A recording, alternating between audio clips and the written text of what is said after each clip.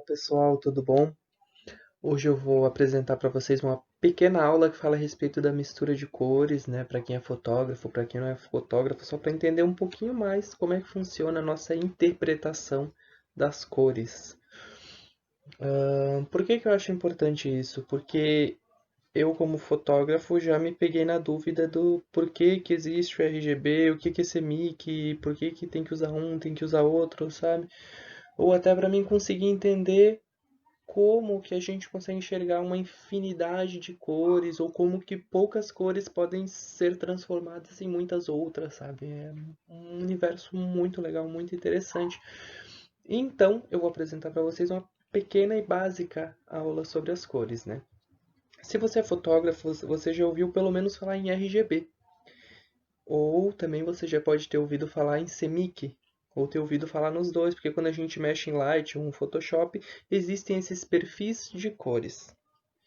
E também existe o RGB, né, que basicamente são cores primárias, né? E se a pessoa nunca ouviu falar em RGB, já ouviu pelo menos a musiquinha do Coelhinho da Páscoa, que é Coelhinho da Páscoa, o final dela. Que cor ele tem? Azul, amarelo e vermelho também. São cores primárias, o azul, o amarelo e o vermelho que se transformam em cores secundárias a partir do momento que a gente mistura elas e depois em cores terciárias e a gente tem toda aquela infinidade de cores. Então, basicamente é uma aula básica sobre as misturas de cores RGB, CMYK e RGB. Vamos lá.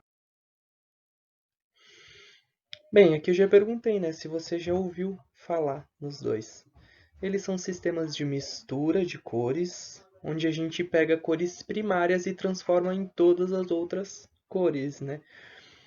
Aí eu falei também da musiquinha do Coelhinho da Páscoa, cores primárias, secundárias, enfim. Esses sistemas de cores, eles têm, cada um tem um uso assim distinto, seja para utilizar em tela, seja o que os nossos olhos interpretam, seja impressoras e até pinturas de artistas, né? São utilizadas misturas de cores para ter para se transformar em toda essa infinidade, todo esse espectro visível que a gente consegue enxergar e interpretar, né? Então vamos lá as misturas. Vamos começar então pelo RGB. RGB é chamado de uma mistura aditiva, ou seja, quanto mais cor eu adiciono, mais branco eu deixo a imagem.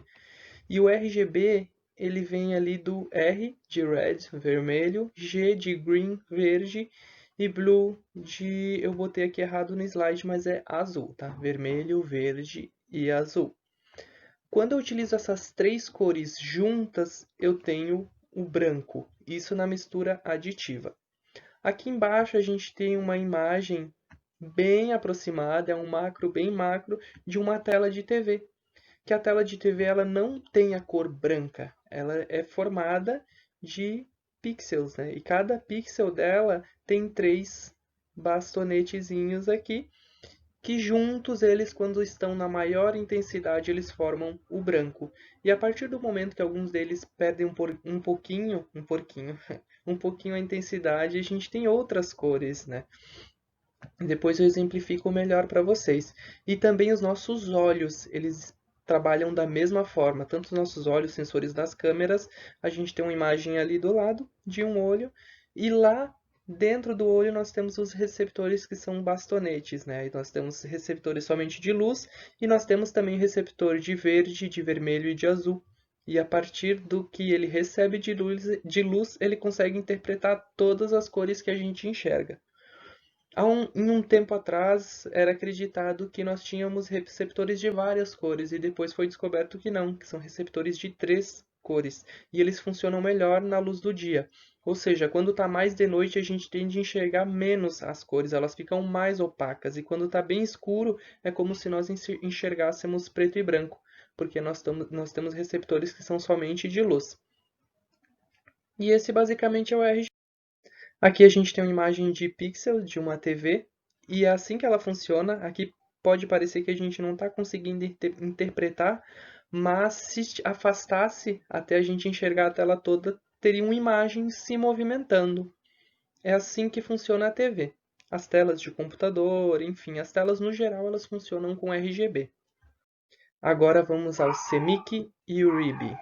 Eles já são misturas subtrativas, ou seja, quanto mais cores eu adiciono, mais escura se transforma aquela cor que eu estou transformando.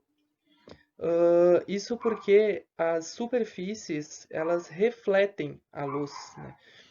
Quando eu falo no RGB, eu estou falando de coisas que emitem a luz ou que interpretam isso, que são os nossos olhos, os sensores da câmera. E quando a gente fala em CMYK, RIB e subtrativo, significa que aquela superfície recebe a luz, parte da luz ela absorve e parte da luz ela reflete. Por isso que fica mais escuro.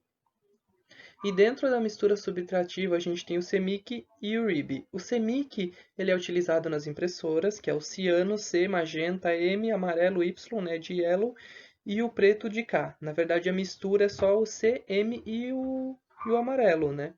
O preto ele é para deixar um pouquinho mais escuro. Ele é utilizado nas impressoras porque são cores, o ciano, o magenta e o amarelo, que refletem mais a luz.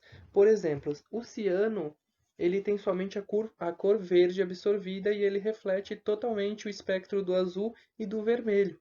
E se eu pegasse outras cores, eles absorvem mais luz do que essas três cores. Então são as cores que os cientistas utilizam na impressora para fazer as impressões e que a gente gastaria menos tinta para conseguir formar todo o espectro visível pelo fato delas refletirem mais luz e absorver menos.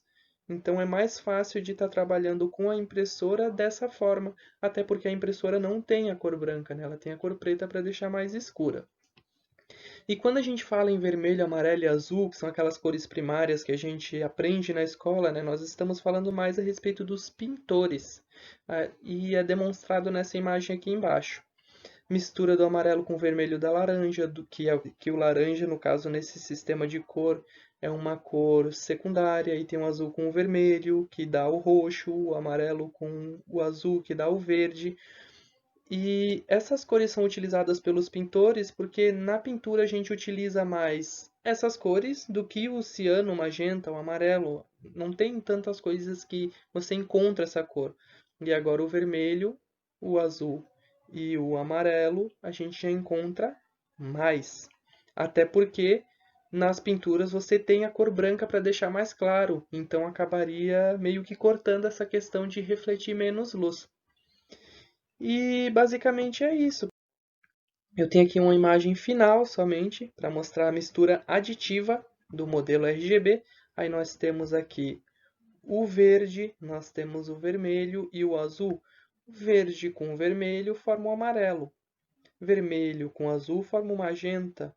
Azul com verde forma o ciano. E todas essas cores juntas formam o branco. E já nas misturas subtrativas, que é do CMYK e do RIB, aí nós juntamos as cores para formar cores mais escuras. E quando nós juntamos todas as cores, nós chegamos a uma tonalidade perto do preto.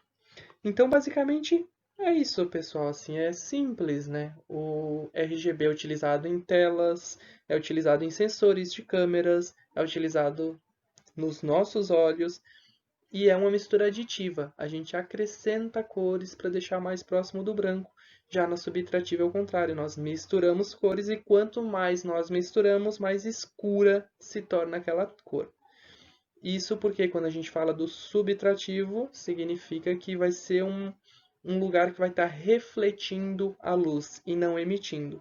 E quando a luz incide sobre um objeto, ele absorve parte da luz e reflete o resto do espectro. Quando a gente tem uma cor branca, significa que a luz que bateu nele foi completamente ou quase completamente refletida.